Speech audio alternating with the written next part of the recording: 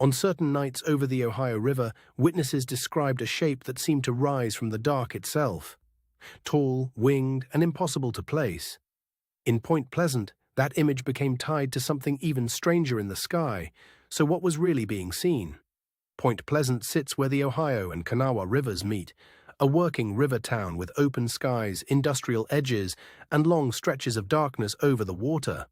In the 1960s, that landscape gave every odd light and every strange silhouette a place to linger. The local legend that grew here is usually remembered as the Mothman story, but the earliest reports were never only about a creature. Alongside the sightings came talk of lights, unusual flight, and a sense that the sky itself was behaving badly. In November 1966, two couples driving near an old munitions area outside town reported a large winged figure with glowing eyes. Their account spread quickly, and once it did, other people began to notice strange things they had not wanted to name. What makes the case endure is the overlap. The winged figure became the headline, yet residents also described bright objects moving silently over the river, hovering too long, or appearing where no aircraft should have been.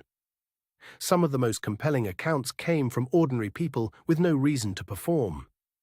They described a light that seemed to track them, then vanish with sudden speed, leaving only the memory of its shape and silence. As the reports multiplied, the town's attention shifted from folklore to pattern. The same roads, the same river bends, and the same open stretches of sky kept appearing in the stories as if something was following the geography. One reason the case still draws attention is that the Mothman reports did not stand alone.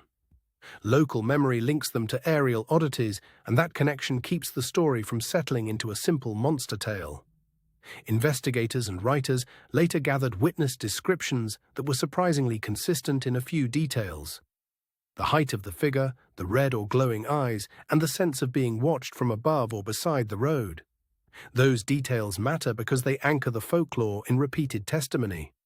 The strongest sky reports described lights that did not behave like conventional aircraft. They were said to pause, shift direction, or disappear into cloud cover without the sound people expected to hear. That silence is one of the case's most vivid features.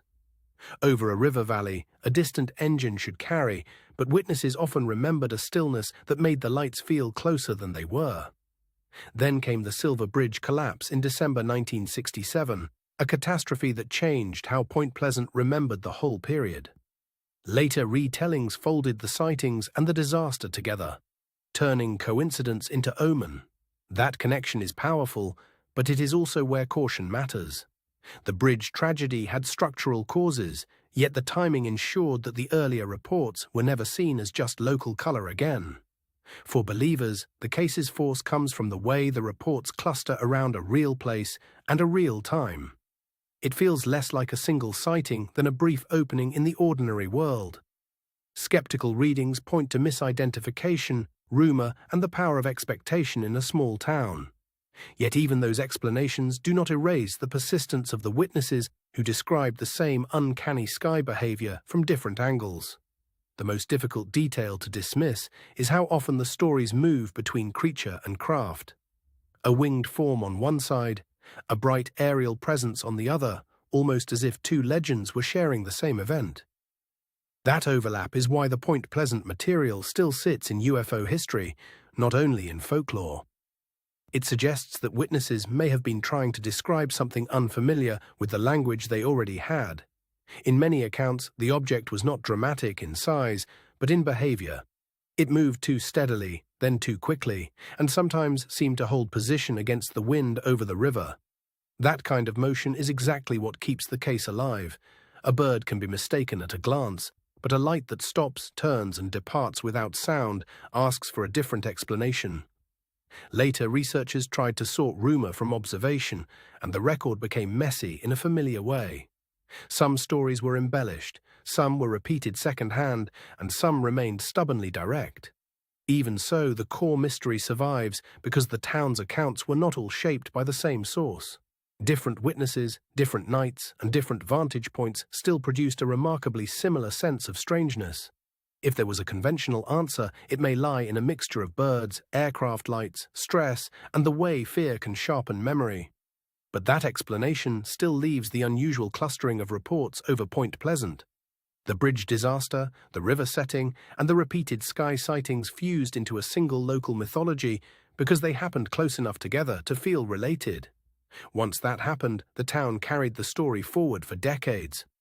What remains hardest to settle is the emotional texture of the reports. Witnesses did not just describe an object, they described an encounter that felt intentional, as if something had noticed them first. That feeling of being observed is common in close encounter stories, and it is one reason Point Pleasant keeps resurfacing in UFO discussions. The reports are not only about what was seen, but about what it seemed to mean.